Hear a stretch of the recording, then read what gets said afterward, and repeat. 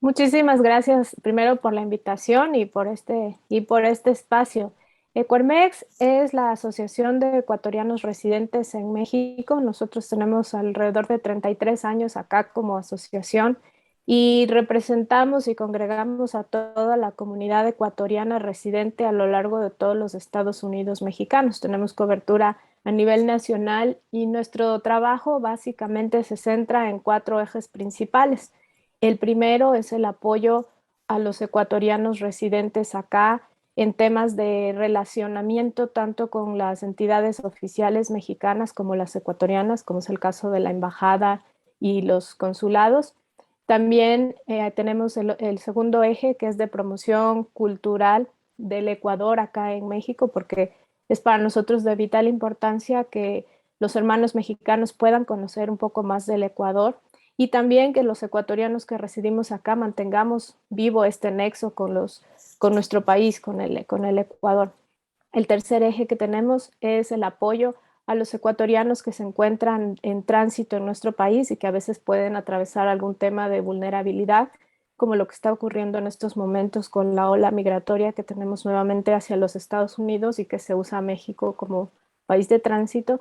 Y el último eje, que es el apoyo a los ecuatorianos residentes acá en temas de emprendimiento, de networking y de desarrollo profesional, dado que existe un alto nivel de preparación en los ecuatorianos que viven acá, porque la mayoría vienen por temas de estudios para obtener títulos o especialidades de cuarto nivel. Entonces tenemos una cartera de profesionales bastante interesante y nuestra idea como asociación es hacer una red de trabajo tanto entre ecuatorianos como también con mexicanos. Bueno, la Universidad Mexicana tiene mucho prestigio a nivel mundial, ¿no? Así es, así es. O sea, tenemos aquí grandes centros educativos como la UNAM, el Tecnológico de Monterrey, la Ibero y varias instituciones a las que acuden nuestros compatriotas para hacer sus especializaciones, básicamente en el área de salud.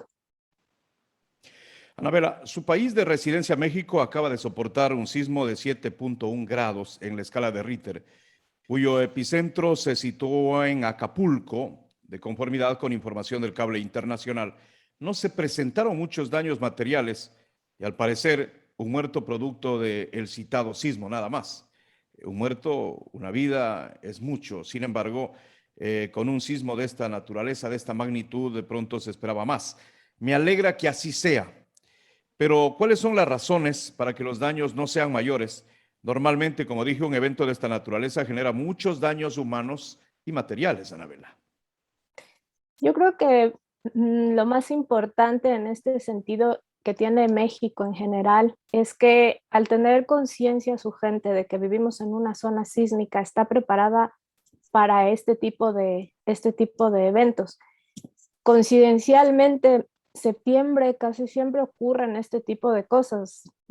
Tenemos que recordar en el 85 el sismo fue el 19 de septiembre, luego en el 2017 que también tuvimos dos terremotos, el uno que fue con epicentro en Oaxaca y el otro que fue igual en Puebla. Y bueno, ahora que se presentó este evento, eso hace que la población constantemente esté preparándose. Es uno de los requisitos fundamentales, tanto desde la parte legal como incluso yo diría moral y ética de la población, el que estemos realizando casi siempre simulacros de evacuación, de tal manera que la gente siempre sabe lo que tiene que hacer. Igualmente en el tema de construcciones se han tomado las previsiones debidas considerando el tipo de terreno, los movimientos sísmicos que se dan a cada momento. Entonces yo creo que eso es lo que nos ha ayudado para poder afortunadamente reducir en lo que se puede todas las consecuencias que tienen movimientos como el que ocurrió la semana pasada. Bueno, seguramente que usted tiene algunos reportes, le llega información de ecuatorianos y de manera permanente, ecuatorianos radicados en México. ¿Cuál es la situación? ¿Ha habido de pronto algún hermano, algunas familias, algunas personas ecuatorianas que han sufrido pérdidas producto de este sismo? Afortunadamente no. Nosotros, bueno, como parte de los protocolos que manejamos en la asociación, cuando se dan este tipo de eventos, siempre activamos nuestras redes sociales para que la gente se reporte y se comunique. y nosotros hasta el día después del evento habíamos recibido alrededor de 400 reportes de personas que nos informaban que estaban bien, o sea, obviamente con el susto que este tipo de eventos conllevan, pero sin ninguna desgracia que lamentar, ni tampoco se encontraban en situación de emergencia, lo cual nos alegra muchísimo porque siempre es un poco preocupante saber que hay hermanos en diferentes poblaciones y pueden estar atravesando algún problema derivado del sismo. Bueno, ¿cuál ha sido la reacción del gobierno mexicano, tanto el gobierno central como los gobiernos descentralizados? No sé si es el mismo término que se utiliza acá, se lo utiliza en México, de los gobiernos locales después de este sismo. Bueno, en realidad, como les decía anteriormente, toda esta cultura de prevención que se tiene involucra también el previo, el durante y el después de una emergencia. Entonces, lo que normalmente las autoridades hacen luego de la emergencia siempre es realizar las evaluaciones por parte de Protección Civil, que es una entidad específica que se encarga de revisar todas las construcciones y todas los lugares habitados que tengan las condiciones aptas para que la población pueda retornar. Una vez que se hacen este tipo de evaluaciones, la gente ya puede regresar a sus actividades normales. Como esto es una práctica constante, existe la preparación también por parte de las autoridades como para poder, en el caso de que se den daños o algún tipo de desgracia derivado del terremoto, poder actuar inmediatamente.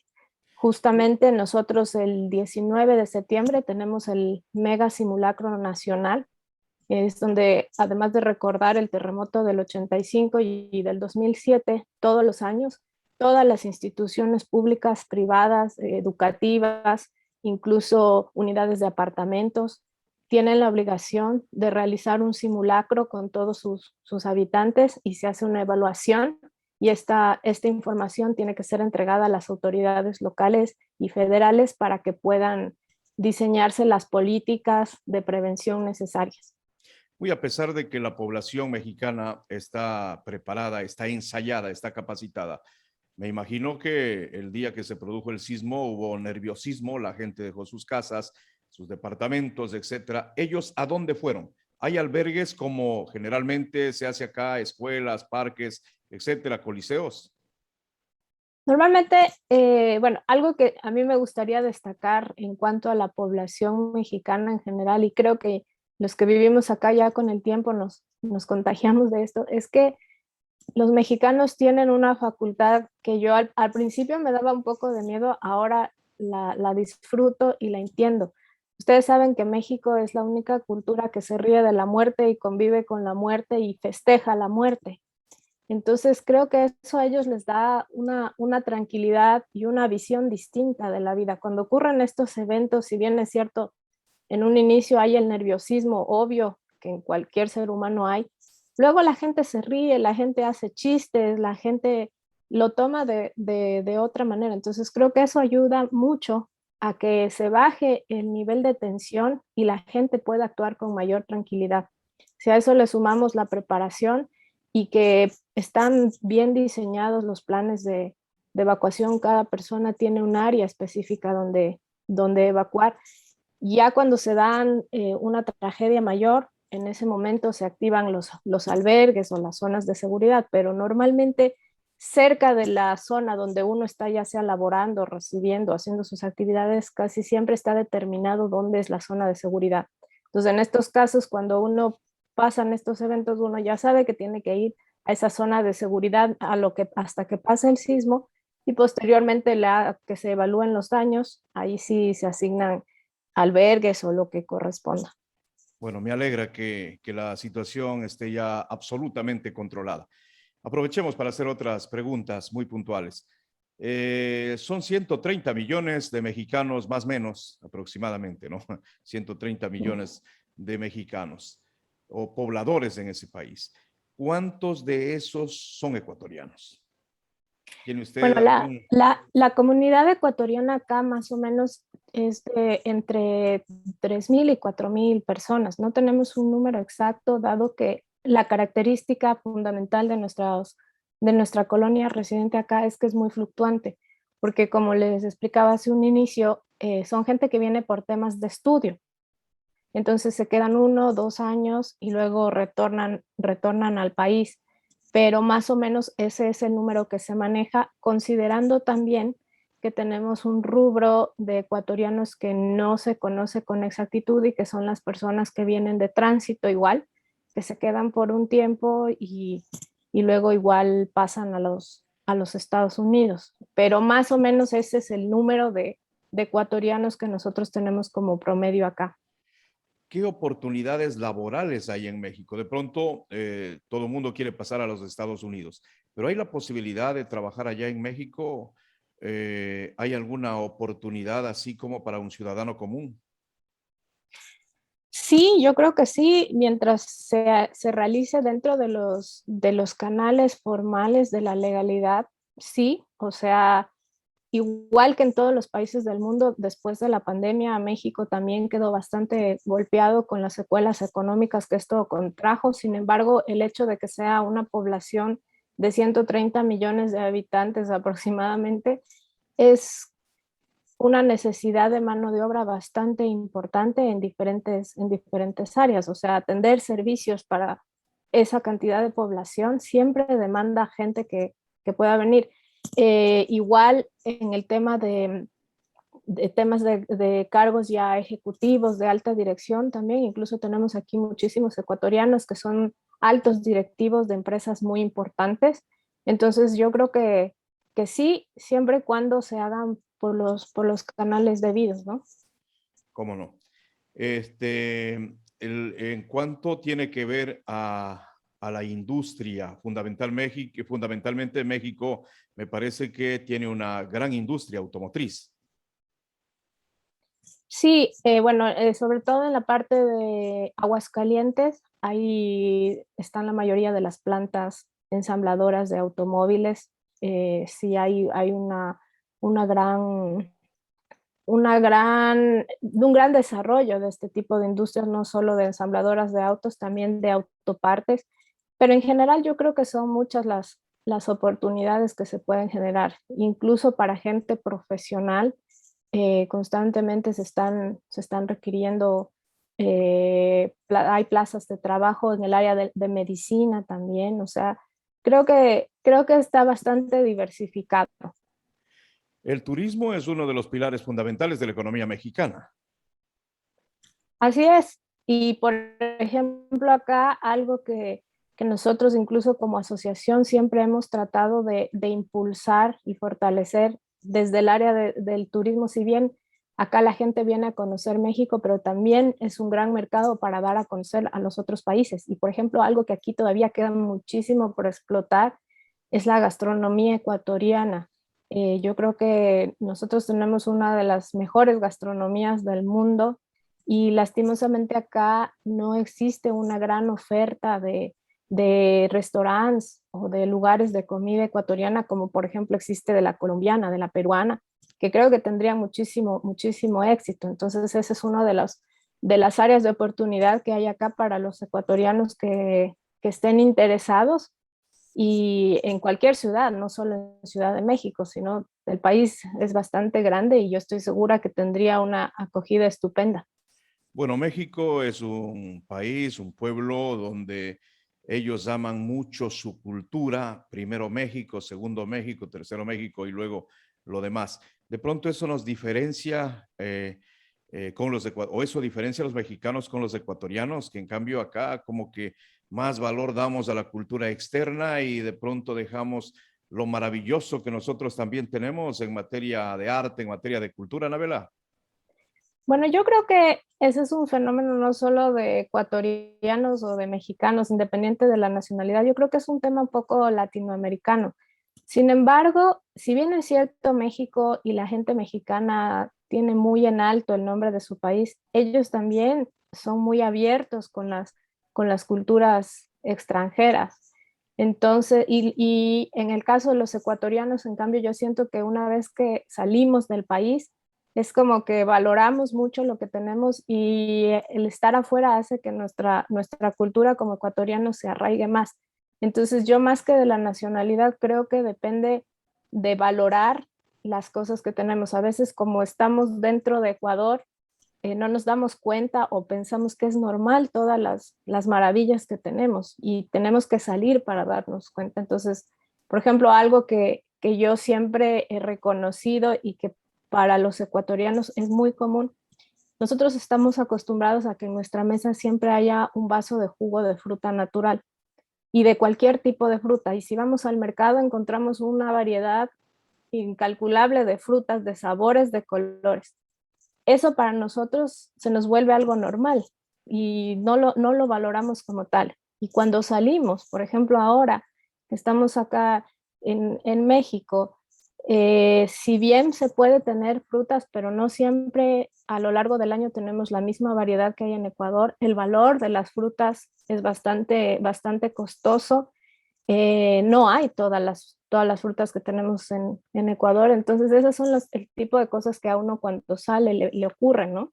Y que empieza a valorar. Entonces yo sí creo que ahí sería importante empezar a hacer una campaña de educación puertas adentro de nuestro país, de esas pequeñas cosas que hacen que la gente valore. Eso hacen mucho acá en México. A los niños desde muy pequeños les educan en las cosas pequeñitas para que ellos cada vez vayan amando más a su país. Bueno, ¿cómo está la industria de la televisión, las telenovelas, el cine, etcétera? Sabiendo que hoy por hoy México tiene gran competencia en diferentes partes del mundo, Brasil, Venezuela, Colombia, incluso países como los mismos chinos, los japoneses, que han entrado muchísimo en estas industrias. Sin embargo, México mantiene ese alto nivel que de los años 80, 90, Anabela. Bueno, yo creo que México siempre ha sido un referente y la puerta de entrada de muchas cosas hacia América Latina. La música, el cine, incluso la moda, siempre entra primero a México y luego pasa hacia los diferentes países. Entonces creo que eso es muy importante para que se siga manteniendo como un referente y siga posicionado como está.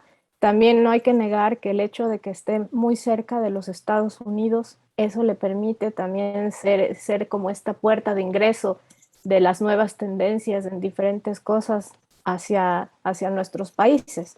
Entonces, creo que esta es una industria que va a seguir floreciendo, va a seguir fortaleciéndose y lo interesante es que incluso ahora se da paso o se da oportunidad a la gente extranjera también para entrar en esa industria. Tenemos acá como parte de nuestra comunidad a varios actores, actrices, productores de cine. Muy pronto se estará estrenando también una película ecuatoriano-mexicana acá en las salas de cine.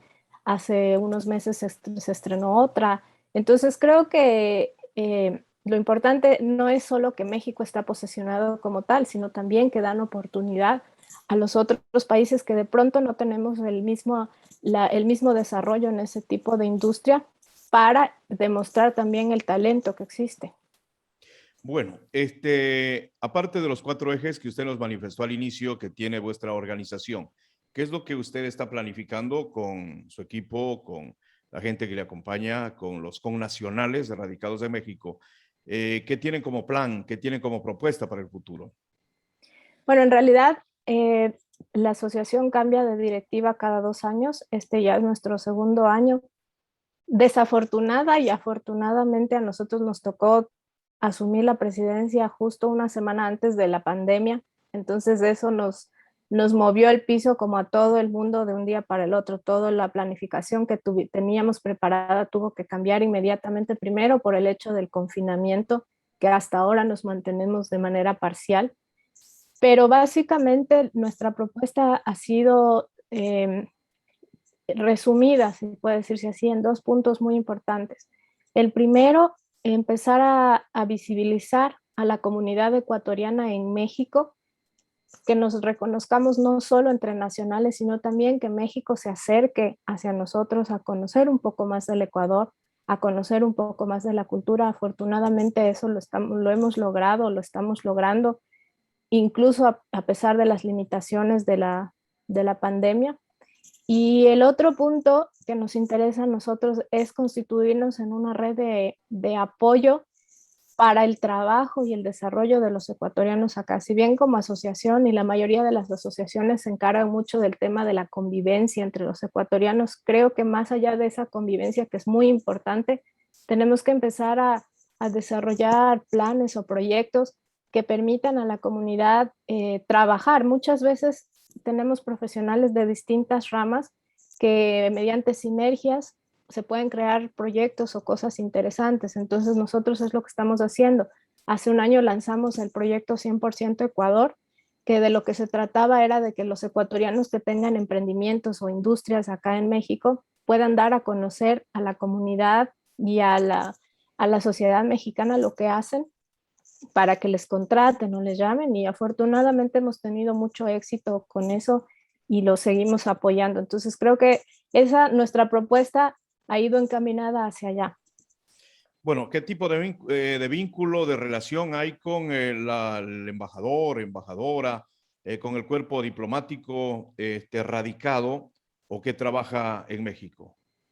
Bueno, indudablemente creo que son nuestros socios estratégicos para el trabajo que desarrollamos y nos complementamos porque ellos son la autoridad o la representación oficial del gobierno ecuatoriano acá en México y nosotros de la sociedad civil. Entonces estamos en constante comunicación, en trabajo conjunto, sobre todo cuando se dan este tipo de emergencias o de eventualidades. Nosotros les apoyamos mucho en difusión hacia la comunidad, y bueno, ellos también nos apoyan mucho en proyectos, en cosas que nosotros requerimos hacer, porque siempre es mucho mejor contar también con el respaldo de la autoridad o de la representación nacional en México.